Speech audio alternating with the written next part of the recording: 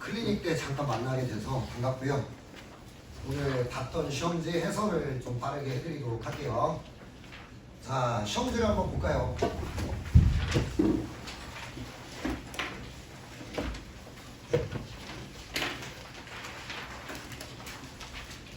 자, 해설을 뭐 쳐다보면 알 수 있는 것들은 좀 빼고 좀 어려웠던 거 중심으로 말씀을 드릴게요. 자, 먼저 13번입니다.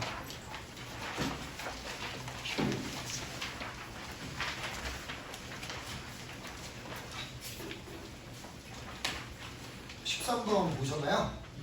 자, 요거는 이제 여러분들이 거기 보기 안에 기억을 봐봐. 어근의 품사를 뭐 한대요? 바꾼답니다. 자, 그 위에다가 이렇게만 써두고 갈게요. 접사라고 하는 건 몇 가지가 있어요. 물어볼 수 있는 게 뜻만 바꿔주는 접사가 있습니다. 그러니까 접사가 붙으면 무조건 뜻은 바뀌어요. 의미는 무조건 달라진다. 예를 들어 집이라는 명사에 웅이라는 어근을 접사를 붙였어요. 그럼 뭐가 되죠?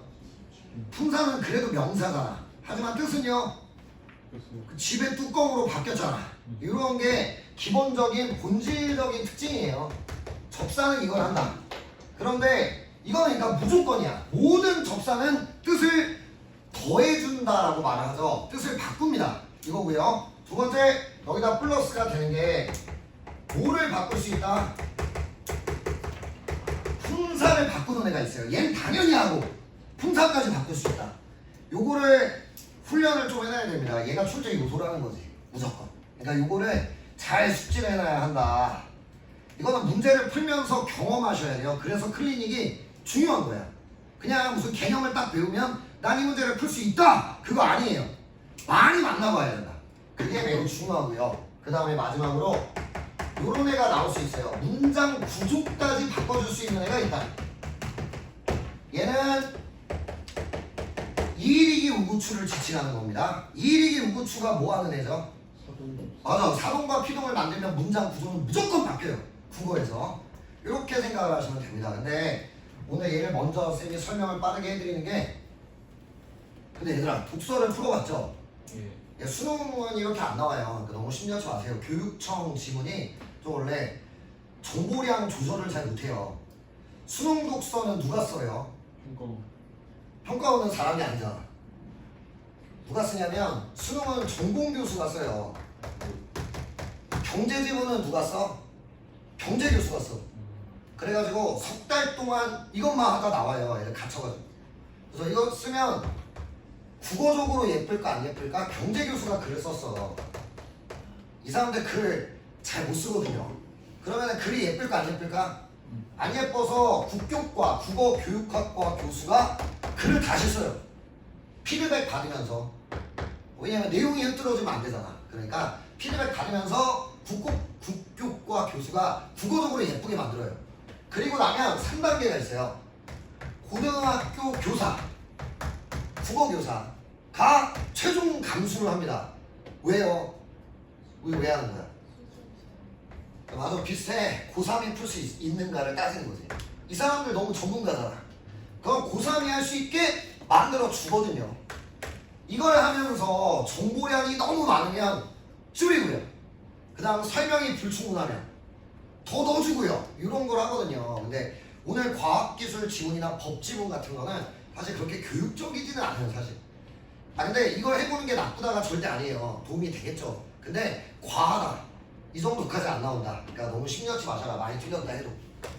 의기소침하실까봐요. 쌤이 시험지를 보고 이렇게 빨리 풀어봤는데 얘들이 힘들었겠다 이런 생각이 들더라고요. 시간도 많이 모자라고. 근데 이거 니네가 못해서가 아니다. 쫄지 마라. 원래 수능은 이렇게 만들다 보면 굉장히 세련되거든요. 지금 이거 몇 달 동안 만든다고요? 독서를? 석 달 동안 갇혀서 만들어요. 그래서 수능 시즌이 되잖아요. 서울대에서 어느 교수가 없어졌다. 이거 예고 안 하고 데려가거든요. 가족한테도 말하면 안 됩니다. 수능 내려갔어. 이러면 안 돼요. 그러니까 그냥 없어져요. 그럼 이제 대충 가족들은 짐작하겠죠. 근데 아무튼 그러면은 막 소문이 돌아요. 어떤 교수가 갑자기 석 달 동안 휴강이다. 그럼 경제 지문이 나온 건가? 뭐 이렇게요. 그런 건 요령을 부릴 수 없는 게 모든 제재의 교수들을 다 데리고 들어와요. 그리고 그 안에서 만들고 남은 것들은 그 다음에 6평, 9평에 써요. 수능을 만들고 6평, 수능은 몇 세트 만들어요? 2세트를 만들어요. 옛날에 수능날 포항에 지진 난 적이 있어요. 그래가지고 수능 전날 수능이 연기가 됐어요. 일주일. 초유의 사태죠. 그 시험지 유출되면 연대잖아. 그래가지고 그 다음부터 시험지를 2세트를 만듭니다. 그때 막 경비 이런 게 너무 힘들어가지고 수능 2개 만들고 그래도 남는 애들은 6, 9평에 씁니다. 그 다음에 6, 9평에 쓴다. 이렇게 하여튼 굉장히 공들여 만들기 때문에 여러분이 만나면 오늘 독서처럼 투박하고 정보만 많고 이렇진 않다. 이거는 생각하셨으면 좋겠어요. 자, 아무튼 돌아와서요. 얘가 여러분이 꼭 알아둬야 되는 게 뭐냐면 요 문제의 킬러 포인트는 이일이기 우구추예요. 이일이기 우구추가 킬러 포인트다. 왜요? 그러니까 우리가 얘는 용언에만 붙거든요. 용언에만 붙어요. 그죠? 용언에 이렇게 붙어주는 애란 말이야. 그래서 사동피동 만드는 거잖아. 근데 여러분이 꼭 기억할 게 형용사에 붙으면 동사가 되고요. 동사에 붙으면 동사가 돼요. 사동사, 피동사 이런 말 들어봤나? 사동피동이 붙으면 무조건 동사입니다. 그러면 어디에 붙으면 품사가 바뀌어요? 형용사에 붙으면 품사가 바뀌는 이건 무조건 알아야 되고 이게 평가원이 좋아하는 출제 요소다. 이건 알아두시면 되겠다. 이 정도가 되는 거죠. 쌤아 이게 돼요? 그럼 4번 봐봐. 높이다. 원래 높다의 품사는 그래서 품사가 바뀌는 거죠. 높이다 이러면은 높인다 돼요 안 돼요? 니은다 붙여도 그래서 동사가 되죠. 이게 출제 요소다. 이런 거 좀 생각을 해주시면 좋을 것 같습니다. 쌤아 이해되죠? 나머지는 사실은 뭐 그렇게 어렵진 않을 것 같은데 또 하나 말씀드릴 게 뭐냐면 어근이라고 하면 무조건 단어여야 하냐 그거 아닙니다. 어근 단어가 아닌 어근도 되게 많아요. 예를 들면 5번의 슬기가 어쨌다 슬기를 어쨌다 이런 말 안 쓰거든요. 우리가 여기다 이렇게만 쓰죠. 명사성 어근 이렇게 불러요. 그런 애 명사 같지만 명사는 아닌 어근 이렇게 부른다. 이렇게 되는 거죠. 요거는 왜 알려주냐면 교재 보다가 뭐 부사성 어근, 명사성 어근 이건 씨발 뭔 소리냐면 명사가 아니긴 아닌데 명사의 속성을 갖고 있는 어근 혼자는 안 쓰요. 하지만 접사가 붙으면 명사와 같은 기능을 할 수 있다. 요게 명사성 어근이다. 이렇게 생각하시면 됩니다. 쌤아 이해되죠? 그 다음 롭다는 뭘 만들어요? 이건 다 아시겠지만 롭다는 형용사를 만드는 접사죠. 이런 거는 이제 경험하면서 쌓아두시면 될 것 같아요. 그래서 품사를 바꿨다. 명사성 어근이니까 굳이 품사를 따지자면 명사. 근데 롭다가 붙어주면서 형용사가 되죠. 그래서 품사가 바뀌었다. 이 정도가 되겠습니다. 다른 거는 이렇게 어렵지 않죠. 일찍이는 일찍도 부사, 일찍이도 부사. 요거는 알아두면 도움이 되겠죠. 이와 희가 뭘 만들어요? 부사를 만들어주는 접사죠. 그래서 이거는 말이 나오는 애니까 좀 알아두시면 되겠다. 이 정도. 그럼 일찍이 뭐냐? 이거는 그냥 니네가 문장을 좀 만들어봐도 돼요. 일찍 일어난다. 누구 꾸며요? 일어난다를 꾸미면 이게 부사겠죠. 부사가 부사니까 1번이 답이다. 이렇게 생각하시면 되겠습니다. 요거 공부할 거는 이일이기 우추였다. 이렇게 생각하시면 돼요. 요게 아주 출제가 많이 된다. 그리고 12번이 오답률이 쌤이 말이 원래 이렇게까지 빠르진 않은데 마음이 급합니다. 할 게 많아가지고. 아무튼 12번은 쌤이 굳이 설명 안 해도 되죠. 주어, 보어 구분하실 수 있죠. 그러니까 원래 주어였던 애가 보어가 빠지면서 마치 보어처럼 느껴진다 라는 게 12번 문제의 출제 요소였던 것 같습니다. 넘어갈게요. 거기 옆에 페이지로 가서요. 과학기술 보자. 우리가 막 급하게 해야 되다 보니까 뭐 자세하게 다 읽어보고 이럴 수는 없겠지만 이런 거는 너희가 좀 알아둬도 좋겠다. 과학기술에 꽃이 있어요. 이 꽃이라는 말은 많이 사용되는 서술 방식이다. 과학기술이 나오면 글을 이렇게 써내려갈 때가 정말 많다. 이 정도로 느끼면 되는데 그게 바로 과정입니다. 1단계, 2단계, 3단계, 4단계, 5단계 이런 과정으로 글을 쓸 수 있다. 요거는 좀 알고 계시면 좋을 것 같아요. 그죠? 그러면 얘는 1달러를 한번 보겠습니다.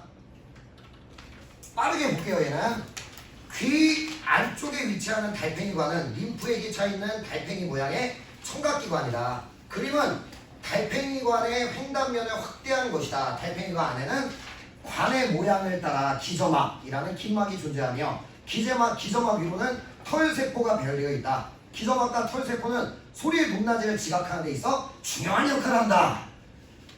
여기서 우리가 딱 캐치할 건 두 개인 것 같아요. 지금 소리를 듣는 얘기를 할 거 맞아요? 그게 이 글의 화제가 되겠죠. 소리를 듣는 얘기를 할 거예요. 누가 승부래? 두 가지가 승부라고 한 것 같은데 마지막 줄에 기저막과 끝에서 두 번째 줄에 기저막과 털세포에 집중해서 소리를 듣는 뭐가 나올 확률이 많아? 과정을 읽으면 돼요. 과정을 읽으면 돼요. 그래서 과학기술을 읽을 때는 암기라는 생각을 안 했으면 좋겠어요. 이거 어떻게 외워요? 그럼 다시 태어나야 될걸. IQ 200. 근데 우리는 IQ 200인 사람이 없잖아요. 외우려고 하지 말고 흐름을 이해한다가 맞는 것 같아. 흐름을 이해해라. 이게 맞는 것 같아요. 자, 그러면 일단 지문을 빠르게 정리해보면 이달하게 첫 문장을 쌤이랑 볼게요. 귀 바깥에서 생겨난 소리의 파동이 달팽이관의 림프액으로 전달되면 기저막은 달팽이관의 모양을 따라 바깥쪽부터 진동하게 된다. 여기다가 괄호 치겠습니다. 괄호를 딱 칠게요. 자, 이 글의 구조를 이해한다고 생각하면 되거든요. 일단 뭐가 전달됐어요? 소리의 파동. 그랬더니 림프액을 거쳐서 누가 진동한다. 우리가 이거 다 모르지. 우리는 생물을 이 정도까지 외우고 있는 사람들은 아니잖아요. 네, 아무튼 흐름을 잡는 건 문제가 없을 것 같아요. 기저막은 어쩌고저쩌고 바깥쪽부터 진동하게 된다. 여기까지 괄호를 쳐두시죠. 왜 괄호를 쳤냐면 과학기술은 두 괄씩일 때가 많아요. 한 단락을 두 괄씩 거기에 붙는 플러스 알파 이런 식으로 글을 많이 쓴다는 것도 알아두시면 좋겠습니다. 왜 그럴까요? 왜 두 괄씩이 많을까? 정보가 해야 될 얘기가 많기 때문이에요. 우리가 인문지문하고 과학기술지문은 정보량의 차이가 있죠. 이게 왜 그런지는 뭐 나중에 이제 우리가 또 공부하다 보면 알겠지만 과학기술은 원래부터 정보를 쏟아내야 되는 제재예요. 그래서 여러분이 느낄 때 정보가 많은 글일수록 모일 수가 있다. 두 괄씩 여기서 흐름이 잡힌다는 걸 생각해 주세요. 이게 이 단락의 가장 중요한 얘기다. 이렇게 느껴달라는 거죠. 쌤아 이게 돼요? 나머지는 못 외워도 얘는 머리에 있었으면 좋겠다. 아 결국에 소리에 파동이 들어와서 림프에 흔들고 기저막 진동시키는 거구나. 이 정도는 납득해야 한다. 자 그러면 그 다음을 읽어볼게요. 세 번째 줄입니다. 이때 찾았죠? 이때 기저막에서 최대로 진동하는 부위는 귀 바깥에서 발생한 파동의 주파수에 따라 다르다. 기저막은 바깥쪽일수록 단단한데 단단한 부위일수록 높은 주파수의 파동에 크게 떨리기 때문이다. 이렇게 나왔네요. 좀만 더 보자. 즉 여기다 별표입니다. 여러분 즉은 언제 쓰는 접속사? 얘들아 내용을 공부하는 건 국어 공부가 아니야. 이 글을 어떻게 볼 거냐. 이런 문제인데 근데 이런 접속사는 국어잖아. 이거 언제 쓰는 거죠? 맞아. 재진술이라고 합니다. 이거. 같은 말을 반복하는데 다르게 바꿔주겠죠. 이해하기 좋게 바꿔주겠죠. 자 보겠습니다. 즉 앞에서 이해가 안 됐어도 버티라는 얘기야. 즉 기저막을 진동시키는 파동의 주파수가 높을수록 화살표 위로 하겠습니다. 자 이런 얘기가 나왔어요. 여기 딸려있는 얘기지 지금. 파동의 주파수가 높을수록 됐죠? 좀 더 읽어보자. 파동의 주파수가 높을수록 기점막에서 최대로 진동하는 부위는 어느 쪽에 위치한대요? 바깥쪽. 이렇게. 이 재밌는 게 이거죠. 최대 진동 부위죠. 최대 진동 부위가 어느 쪽? 바깥쪽. 이제 쌤이 물어볼게. 외울 수 있겠냐? 이거 두 개 더 나올 거야 지금. 요 단락에서만. 외울 수 있겠어요? 아니고 그냥 납득해. 납득하고 있다 끌어가면 돼. 단 납득은 해줘야 끌어갈 수 있어. 암기라고 생각하지 말자. 그러면 너무 힘들어진다. 이거는 과학기술은 정보가 많잖아요. 왔다 갔다는 각오하셔야 돼. 근데 대신에 바보처럼 왔다 갔다 하면 안 되잖아요. 정확하게 왔다 갔다를 해줘야 되잖아. 그러면 그걸 하려면 뭐는 봐야 된다. 지금 쌤이 아까 두발씩이라고 말하면서 이 글의 흐름은 볼 줄 알아야 되고요. 두 번째, 암기는 못해도 무슨 얘기하고 있는지는 이해해라. 이 정도까지를 해주면 찾으실 수 있다. 이런 것도 좀 느껴봤으면 좋겠어요. 알겠죠?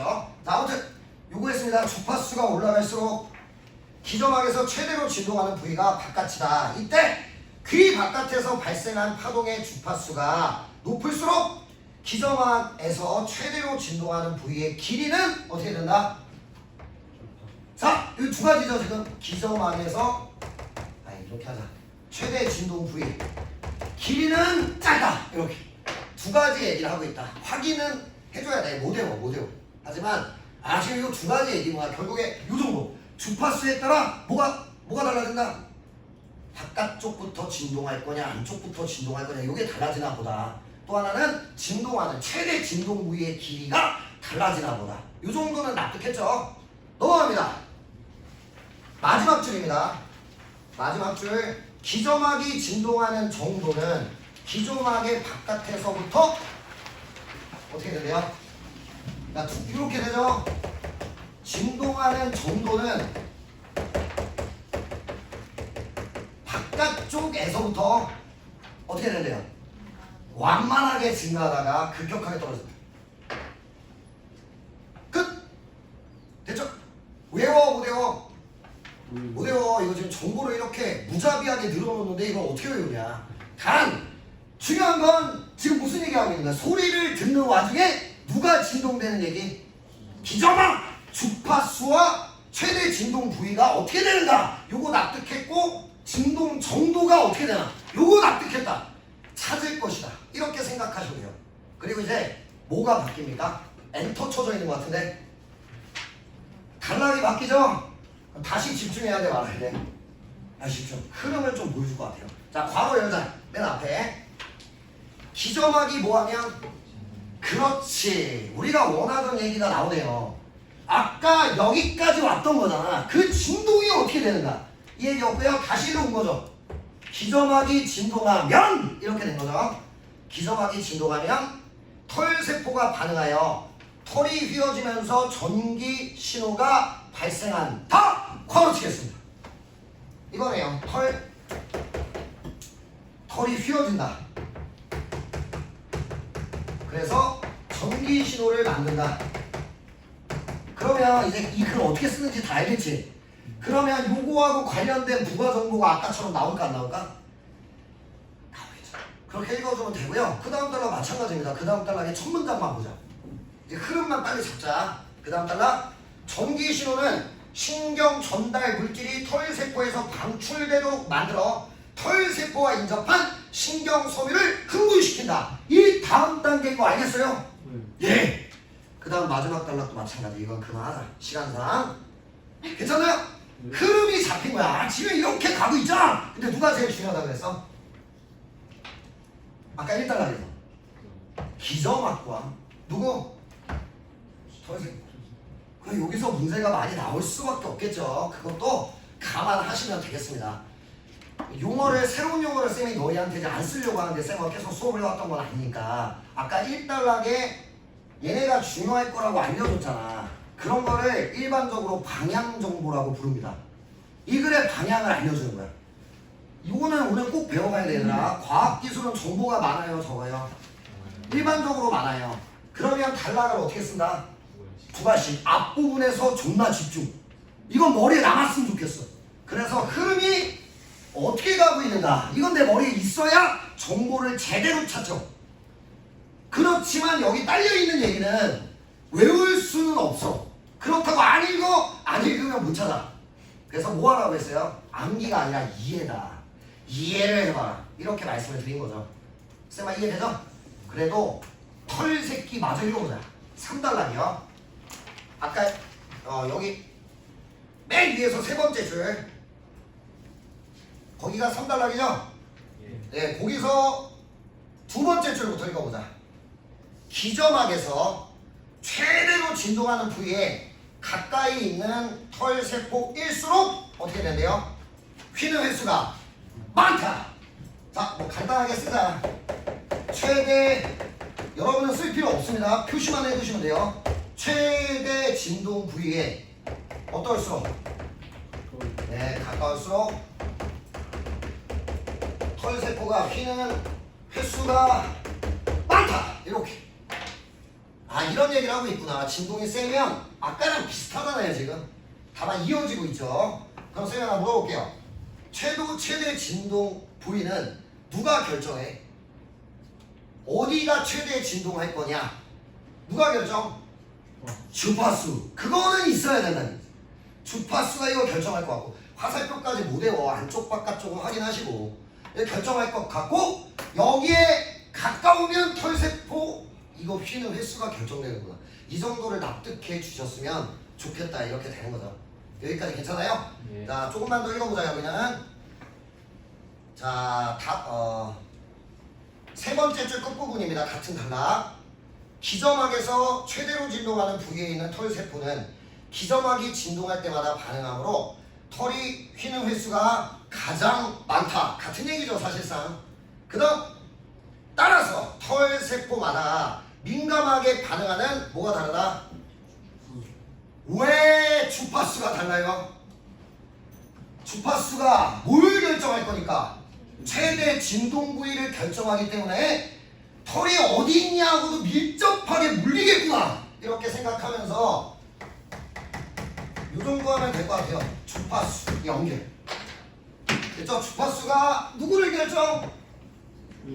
그렇지. 그럼 얘가 어딘지 알면 털세포 누가 많이 휘나 이걸 알 수 있다는 얘기구나. 여기까지 납득. 괜찮죠? 연결만 해놨으면 어땠을까? 생각보다 그렇게 못할 만한 글은 아니죠. 해보니까 천천히 해보니까. 자, 그 다음입니다. 결국 기점학에서 최대로 진동하는 부위에 있는 털세포가 초당 전기신호를 발생하는 횟수는 기점학을 진동시킨 파동의 주파수와 어떻대요? 일치한다. 이건 그냥 그렇대요. 넘어갑니다. 이때 비슷한 주파수를 지닌 파동이 여러 파동이 동시에 달팽이관으로 전달되면 반응하는 털세포가 있는 영역이 겹칠 수 있다. 끝! 오늘 읽어볼 부분은 여기까지. 일단 과학기술은 풀어볼 문제는 딱 하나 19번이죠. 나머지는 여러분이 해설 보면 충분히 하겠더라고요. 근데 19번에 보기 위에 세 줄만 읽어봐봐.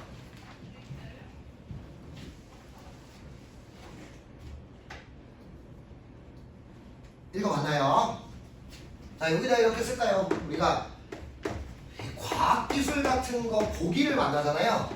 가장 중요한 건 지문과 연결. 어디랑 연결된 거냐.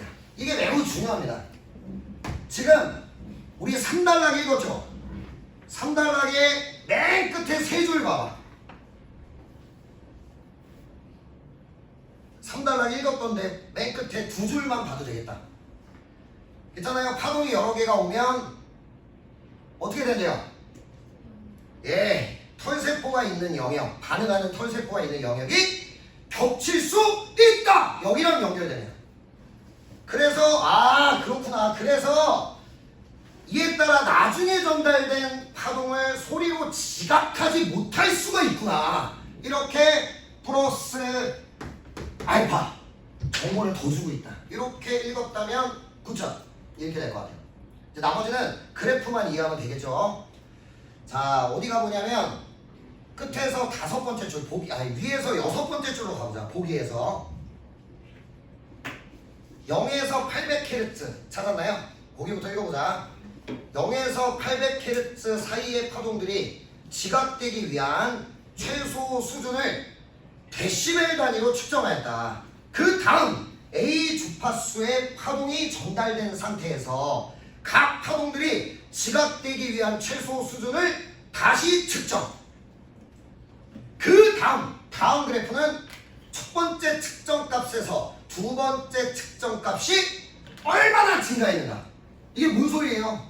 여기만 이해하면 돼. 일단 A라는 파동을 준 거죠. 그때 이 정도는 돼야 인식할 수 있다는 수준이 있을 거예요. 그 다음에 다음 게 온 거야. 그럼 그 최소 수준이 얼만큼 증가되는가 이렇게 되네요. 여기까지 납득되나요? 그럼 이거 하나만 읽어볼까요? 1번 선지. 이 그래프가 뭐 이렇게 되니까 200을 볼까요? 200 여기가 얼마예요? 그러면 Y축 값이 10 1 10 이 정도 되겠죠? 선생님 물어볼게요. 이 그래프가 보여주고 있는 게 뭐야? 원래 처음에 지나간 파동이 얼마나 있을 거 아니야. 최소 인식 수준이. 거기서 얼마가 늘어났다는 거야. 10이라고 진짜 10. 얼마가 늘어났다? 10이 늘어난 거예요. 10이 늘어난 거야.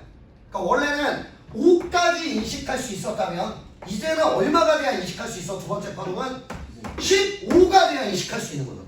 근데 1번 선지 뭐라고 해놨습니까? 10으로 전달되면 소리로 지각된다! 절대 안 되죠. 1번은 답이네. 이거 납득이 되나요? 네. 그러니까 이거는 사실은 얘들아 과학기술의 보기를 보면은 정보가 추가될 때가 되게 많아. 이렇게 편하게 생각해. 과학기술 보기를 만나면 일단 뭐 하겠다? 지문하고 연결을 못하면 안 돼요. 연결이 돼야 되고 두 번째 추가되는 정보를 정확히 읽어줘야 돼. 여기선 그게 그래프예요. 이거를 정확히 읽어준다. 그러면은 이 그래프가 말하려는 게 뭔가 이걸 느낄 수 있다. 이 정도가 되죠. 자 2번 선지 많이 고른 것도 빨리 뚫어볼게요. 자 2번 선지 읽어보겠습니다. 기점학에서 A 주파수의 파동에 최대로 진동하는 부위 여기다 밑줄입니다. 최대로 진동하는 부위 됐나요? 이것만 하면 될 것 같아. 이거 어디 나온 거야? 이거 지금 최대로 진동하는 부위가 누구 거래? 2번 선지 맨 앞에 기점학 이렇게 되잖아. 그러면 요거네. 요거 기점학에서 최대 진동 부위 이거 맞죠? 선생님 물어볼게요. 이거는 주파수가 높으면 어느 쪽? 바깥쪽. 그건 주파수가 낮으면?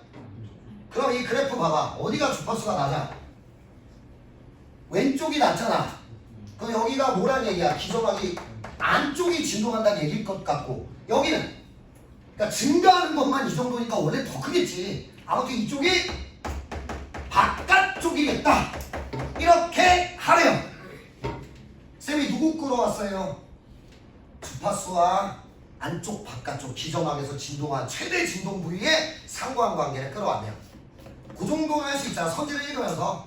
그랬다면 그래프에서 저거까지 잡을 수 있었을 것 같아요. 그럼 2번 선지 마저 읽어볼게요. 안쪽 부위를 크게 떨리게 하는 파동일수록 차폐 현상이 작게 일어난다. 즉 차이가 작아야 되는 거잖아. 이 차이가 어느 쪽이 작아요? 차이가 오른쪽 왼쪽.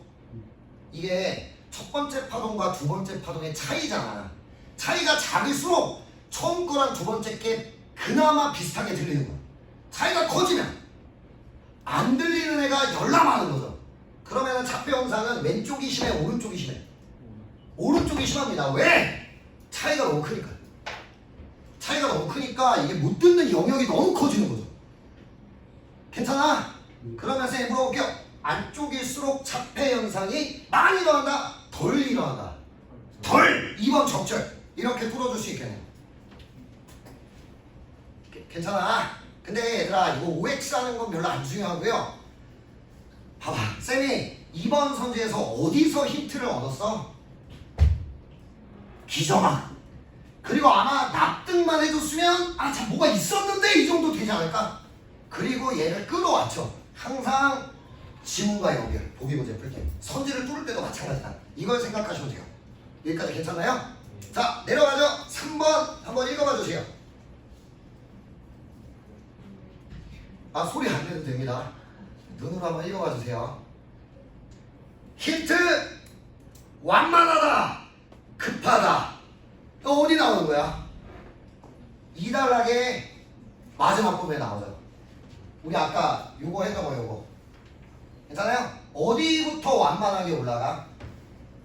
바깥쪽부터 완만하게 올라가다가 최대치가 되면 급격하게 떨어진다. 여기 어느 쪽? 바깥쪽부터 완만하게 올라가다가 급격하게 안쪽으로 떨어진다. 그래프가 똑같이 생겼는데 됐어요? 하나만 더. 이 기점하게 진동은 누구한테 영향을 끼쳐? 털. 맞습니까? 그러면 이 지금 우리가 읽었던 진동 정도가 영향을 당연히 미쳐야겠죠. 거기다 그래프 똑같아 안 똑같아? 뒤집혀 있는 거야. 뒤집혀 있는 거야. 그죠? 여기 바깥쪽부터 완만하게 올라가다가 안쪽으로 갈수록 급격하게 떨어진다고 했는데 여기가 바깥쪽인 거야. 기점하고로 따지면. 완만하게 올라가다가 급격하게 떨어진다.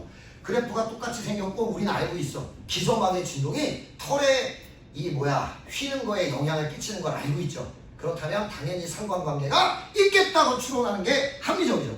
이선지 적절. 괜찮아? 네, 이제 마지막으로 4번까지 하면 되겠더라고요. 5번을 고른 친구는 별로 없더라고요. 4번 한번 읽어봐 주시죠, 선지.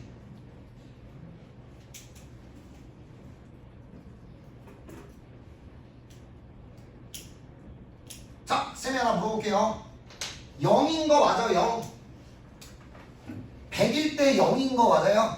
그럼 무슨 소리야? 앞에 소리와 뒤에 소리가 똑같이 들린다. 즉 무슨 현상이 없다?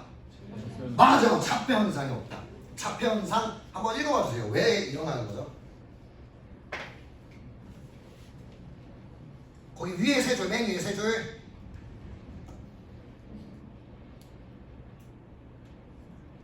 됐어요? 그 다음에 2단락, 우리 아까 3단락의 맨 끝에 두 줄. 여기가 연결되는 지점이잖아.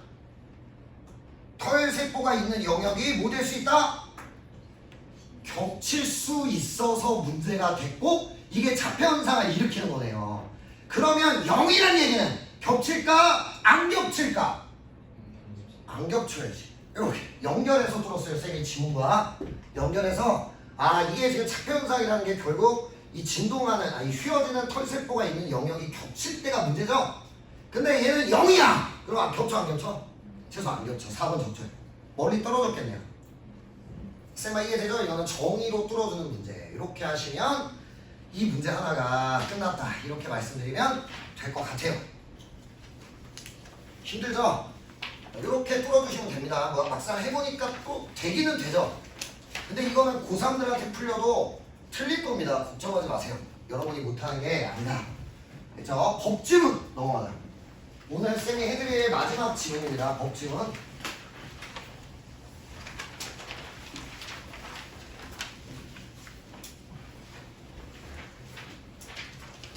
자, 얘들아, 독서의 1단락, 2단락에는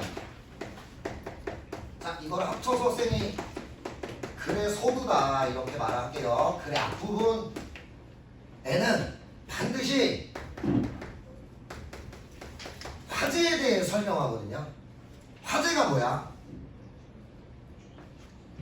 우리가 굳이 뭐 어려운 말을 쓸 필요가 없잖아요. 이건 중심 소재야. 이 글이 뭐에 대해 말할 거냐고. 그걸 알려줘야 돼, 안 알려줘야 돼?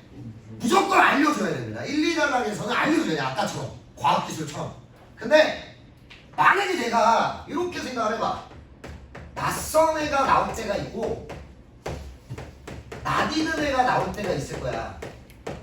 나중에는 EBS 연계를 포함하여 EBS가 나 좀 도와줄 테니까. 아무튼 낯익은 화제야. 그러면은 좀 빨리 가도 돼요. 쌤아 이해되죠? 현미경에 대해 설명하는 거야. 우리 현미경 알아 몰라? 이게 작은 걸 크게 이렇게 배율했다. 그 정도 알잖아. 그럼 빨리 가도 돼. 거기를 읽을 때. 근데 누가 나오면 나 이거 들어본 적도 없어. 낯설어. 그러면 반드시 납득하셔야 됩니다. 화제를. 여기서부터 독해가 시작되는 거예요. 알겠죠? 그걸 느껴라. 그게 쌤이 알려주는 첫 번째 이 지문에서의 교훈. 1단락만 잘 읽어내도 독해의 40%는 끝난다고 말할 수 있어요. 그 정도로 너무 중요하다. 이거 여기까지 괜찮아요? 두 번째,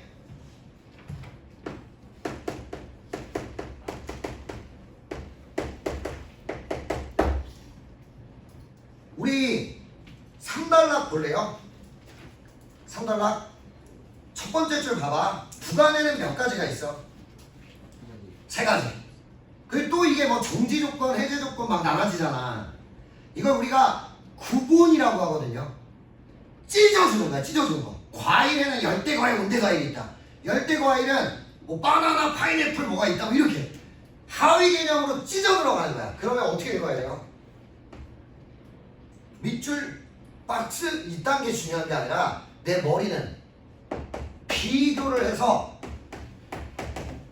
뭐가 다른지가 납득되셔야 돼요. 이게 안 되면 좆됐다 이렇게 생각할 수 있는 거예요. 반드시 저렇게 읽어야 된다. 이 두 가지만 배워가면 되겠다. 알겠죠? 그럼 쌤이랑 1단락부터 잘 읽어보고 이렇게 한번 해보자. 그러니까 제일 바보가 뭐냐면 막 구간, 기한, 조건 밑줄 이렇게 가면 아무것도 할 수 없어요. 우리 머리가 해야 될 건 뭐를 읽겠다. 비교.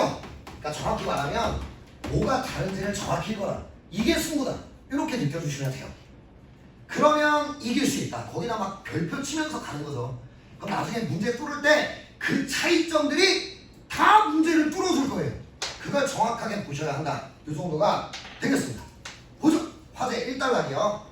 1단락은 안 읽을 수가 없어서 한번 보겠습니다.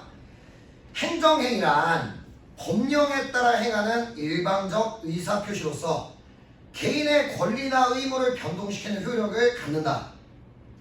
괜찮죠? 네 번째 줄. 건축허가라는 뭐를 하면? 행정행위를 하면, 여기다 밑줄입니다. 행정행위를 하면 뭐가 행사할 수 있대요? 뭐를 행사할 수 있대요? 권리 밑줄. 이게 뭔데? 효력이죠. 괜찮아? 효력이죠. 자, 여기 처음에 나왔던 행정행위. 지금 1단락의 설명은 이거야. 행정행위를 하면 뭐가 생긴다? 효력이 발생한다. 그치? 효력이 뭔데? 권리와 의무구나. 자, 여기까지 말해줬어요. 천천히 잘. 예시까지 들어줬잖아요. 이만큼은 읽어달래요. 여기까지 괜찮죠? 자, 2단락 가보자. 행정청은 행정행위를 하면서 행정 목적 달성을 위해 행정행위에 부수적인 사항을 붙일 수 있다. 이렇게 행정행위에 붙은 여기다 밑줄입니다. 종속적 규율을 그 다음에 부관 밑줄. 정확하게 읽을 거야 우리. 정확하게. 자, 중요한 건 여기에 뭐 된다. 부관이 뭐 된다? 종속된대요. 한국말이니까 이 정도 어휘력은 있으시죠? 그러면 얘가 없으면 얘도 종속돼 있으니까 없는 거죠. 얘가 없으면 얘가 없다. 그냥 얘 부수적이고 종속적인 애가 부관이다. 이거 누가 만드는 거야? 나와 있어. 주어 맨 앞에 1달러 맨 앞에 주체는 행정청이네요. 행정청에서 이걸 붙일 수가 있네. 잘 읽어보고 있는 거야. 자, 계속 세 번째 줄 예시. 가령 건축법상 건축허가의 요건인 주차장 설치에 대한 계획 없이 건축허가를 신청했을 때 법률상 요건이 충족되지 않은 것을 이유로 건축허가를 거부하는 대신, 여기다 밑줄입니다. 건축허가 거부. 그럼 내가 물어볼게요. 건축허가는 뭐야? 행정행위죠. 그러니까 행정행위를 안 해버리는 거 대신 뭐 하겠대요? 주차장 설치를 전제로 건축을 뭐 할 수 있다? 허가할 수 있다. 행정행위를 하고 붙일 수 있다. 부관 주차장 설치 의무라는 부관을 붙일 수 있구나. 이렇게 납득. 알겠지? 얘들아 1, 2단락 있는데 시간 투자를 해야 돼 앞으로. 아니면은 수능을 이기기가 힘들어요. 매우 교훈적이고 1, 2단락에서 이해가 안 되면 그 밑에서는 이해가 더 안 돼요. 그걸 정확히 해야 된다. 자, 쌤하고 화제를 정확히 읽어봤습니다. 자, 이제 2단락은 쑥쑥 가보자. 자, 3단락 부관에는 조건, 기한, 부담 등이 있다. 됐나요? 읽어볼게요. 조건은 발생 여부가 불확실한 사실에 따라 행정행위의 효력 발생 및 소멸이 결정되도록 하는 부관으로 이때 조건을 구성하는 사실이 발생하는 것을 조건 성취라 한다. 조건 성취에 따라 행정행위 효력이 발생하는 정지 조건, 소멸하는 해제 조건으로 나뉜다. 여기까지 납득이 잘 안 될 수 있거든. 근데요, 그 다음 봐봐. 세 줄 밑으로 내려가면 누가 나와요? 기한 나와요, 안 나와요? 자, 여기까지 가서 잠깐 스탑. 자, 지금 우리가 두 개째를 보는 거야. 조건, 얘는 기한, 맞죠? 비교해봐. 뭐가 다른가? 다른 점이 하나가 있을 거예요.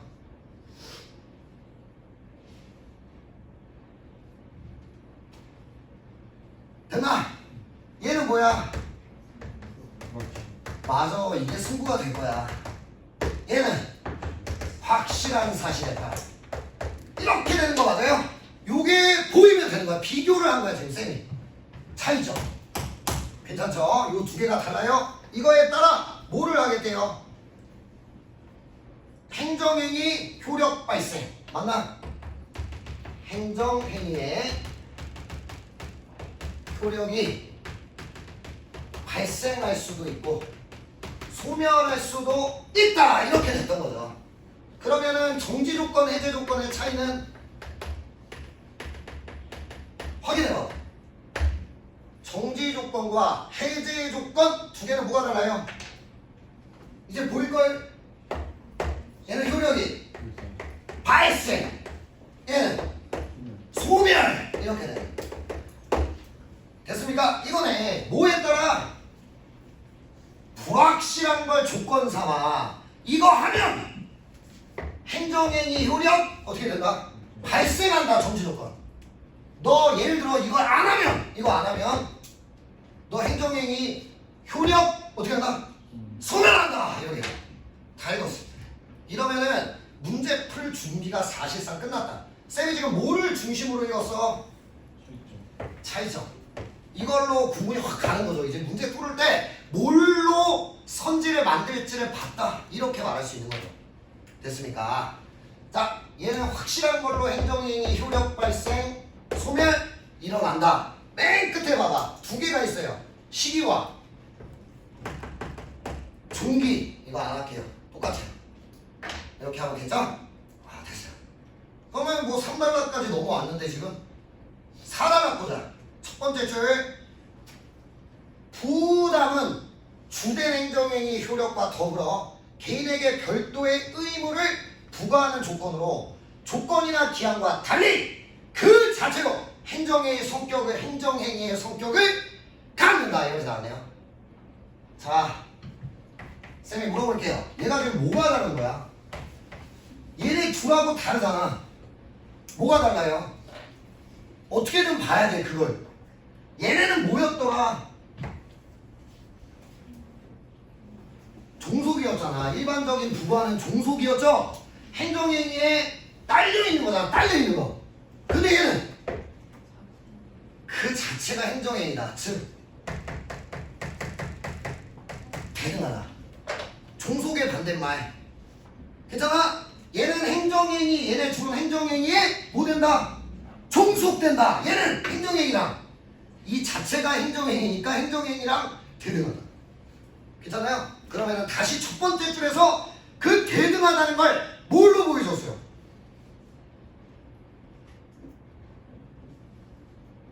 더불어 별표 이거지. 봐봐 얘들아, 요거가 납득이 되면 되거든. 얘네는 뭐였어요? 얘네는 행정행위의 효력을 발생시킬 거냐 없앨 거냐 이거지. 스위치 같은 애야. 근데 얘는 행정행위는 행정행위고 플러스 뭐한다? 의무 부과. 그럼 얘네는 행정효력이 발생한다 안 한다 이걸로 나뉘는 거고 얘는 그건 그거고 난 나다 이렇게 가네요. 그러니까 비교했습니다. 이러면 아 부당은 이런 애구나 이렇게 납득할 수 있겠죠. 그럼 이제 종속이 뭔지 알겠습니까? 종속과 대등 알겠죠? 네, 이 정도면 된 것 같아요. 일단 여기서 스탑을 하고요. 문제를 한번 보자. 27번이요. 여기는 막 오답률이 여러분이 안 풀었을 것 같긴 해요. 전략적으로 버렸을 것 같긴 한데 어떻게 읽어야 되는지는 배워야 되니까. 자 보자. 기억 봐봐. 1번의 기억. 이 성취되거나 리을이 도래하면 효력이 뭐가 승부인지 보이지 이제. 뭐가 승부야?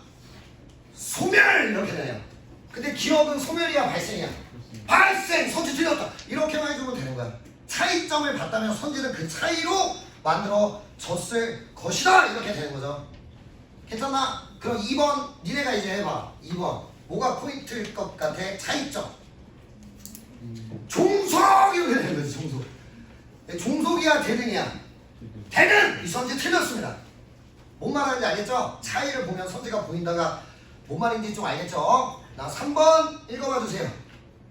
발생 여부가 이거 차이점. 하나는 불확실, 하나 선지 틀렸습니다.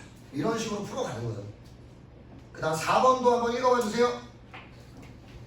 니은이 성취되거나 어쩌고저쩌고 하면 효력이 보된다. 소멸. 이거 다 보이죠 지금. 그래서 이제 답은 5번이 되는데 5번 한번 읽어봐 주세요. 얘만 조금만 이해하면 돼요. 5번 읽어봐 주세요. 대체 둘 다 붙어있대. 얘는 효력이 발생하는 시작점, 얘는 효력이 끝나는 그 마지막 종점. 그럼 둘 다 붙어있다면 요 사이만큼만 효력이 있겠네요. 효력이 시작돼서 효력이 끝나니까. 그래서 5번 적용. 이렇게 뚫어주라. 요 정도가 되겠습니다. 괜찮나요? 네, 뭐 나머지는 그렇게 어렵지 않은데 30번 가볼까요? 아, 쏘리. 26번을 먼저 보자. 26번 4번 선지 읽어봐 주세요. 많이 고른 것부터 읽어보자. 4번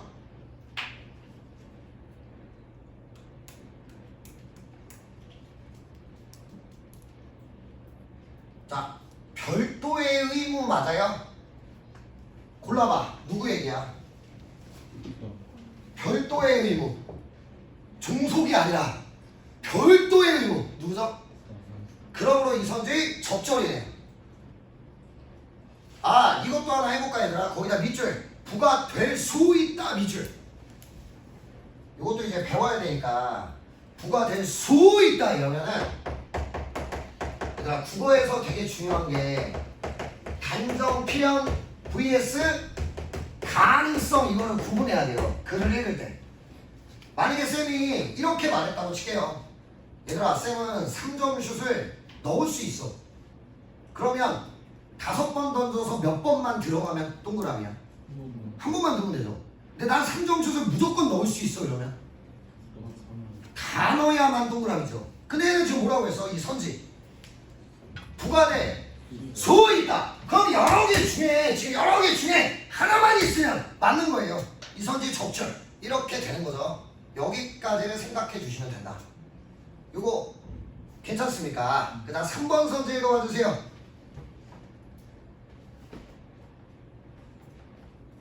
요게 지금 우리가 다 읽진 않았지만 4단락의 첫 번째 줄 봐봐. 아니 5단락의 첫 번째 줄 봐봐. 부담의 다음 단락. 한편 부관이 위법한 경우 법원이 주된 행정행위는 존속시킨 채 부관만 뭐 할 수 있다? 따로 취소할 수 있는지 의견차가 있다. 이런 얘기가 나오네요. 의견차가 있다. 괜찮아요? 근데 요거 한번 읽어봐봐.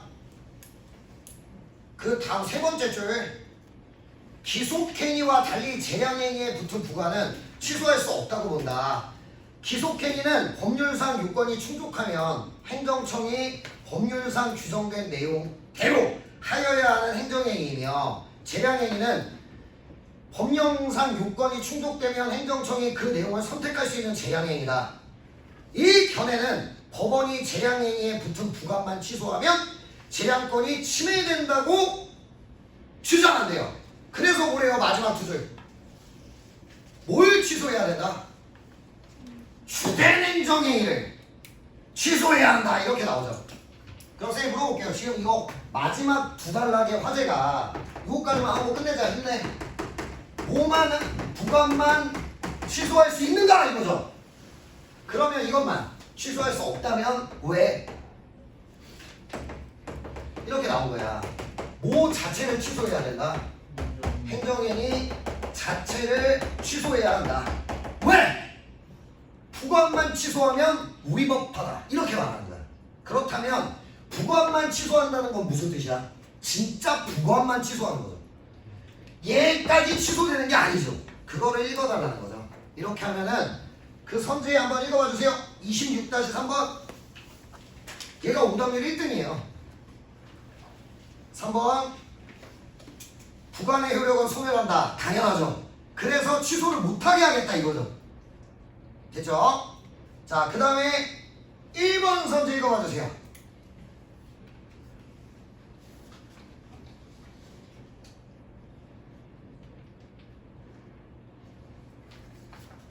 됐습니까? 자, 화제를 볼까요? 효력은 언제 발생하는 거야?